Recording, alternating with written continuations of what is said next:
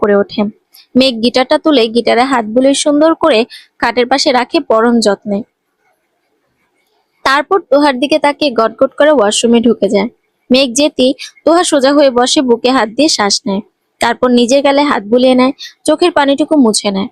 এ কেমন মানুষ? যাকে বাঘ আসার আগে আমাকে যেতে হবে। শালা, জীবনেও বউ পাবি না, অভিশাপ দিলাম। তোহা উঠে দাঁড়ায়। কোমরের ব্যথায় ঠিকভাবে হাঁটতে পারছে না। খুঁড়িয়ে খুঁড়িয়ে বেরিয়ে যায় রুম থেকে। অপরদিকে সাহারা হোটেলের 207 নম্বর রুমের সামনে বিরক্তি নিয়ে বসে আছে মারিয়া। দীর্ঘ 5 মাস চেষ্টা করার পরে মেঘরাজ চৌধুরীর সাথে একটা রাতের বেড পার্টনার হওয়ার সুযোগ পেয়েছে। এর জন্য প্রচুর টাকা আর সময় খরচ করতে হয়েছে মারিয়াকে। আমি তো আজকে রাতের জন্য সিলেক্ট হয়েছি, তো আমাকে এখানে বসিয়ে রেখেছো কেন? রাগে গজগজ করতে করতে বলে মারিয়া। ম্যাম, স্যার অনুমতি দিলে আপনাকে যেতে দেব। সোজাসাপটা বলে দেয় শুভ। মারিয়া নিজের দামি ফোনটা শক্ত করে মুঠ করে ধরে। এই বুঝি ফোনটা ভেঙে গুড়িয়ে যাবে। শুভ বেশ কিছুক্ষণ যাবত উসখুস করছে কিছু বলার জন্য।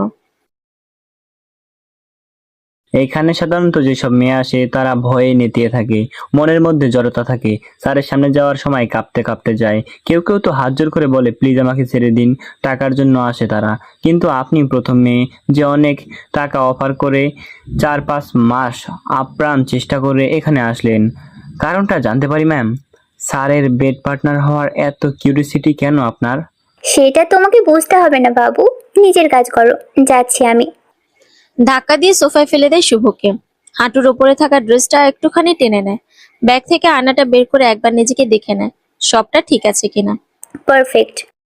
আয়নায় নিজের প্রতিছবি দেখে একগাল হেসে দরজা ঠেলে ভেতরে ঢুকে পড়ে। মেঘ খালি গায়ে 3/4 প্যান্ট পরে ধবধবে সাদা আরামদায়ক বিছানায় আশ্রয় হয়ে ল্যাপটপ দেখছিল। দরজা খোলার শব্দে সেদিকে না তাকিয়ে ল্যাপটপ বন্ধ করে চোখ বন্ধ করে নেয়। মারিয়া মেঘের বডি দেখে ঘায়েল হয়ে যায়। ইস, আজকে এই ছেলেটা আমার। লাইট অফ করে দিয়ে চলে আসুন। চোখ বন্ধ রেখে বলে মেঘ।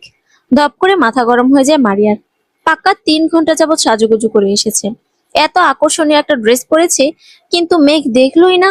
অন্য ছেলে হলে এতক্ষণে ড্যাব ড্যাব করে তাকিয়ে থাকতো মারিয়ার দিকে। মেঘ চোখ বন্ধ রেখে হাত দিয়ে ফোন খুঁজে পেয়েও যায়।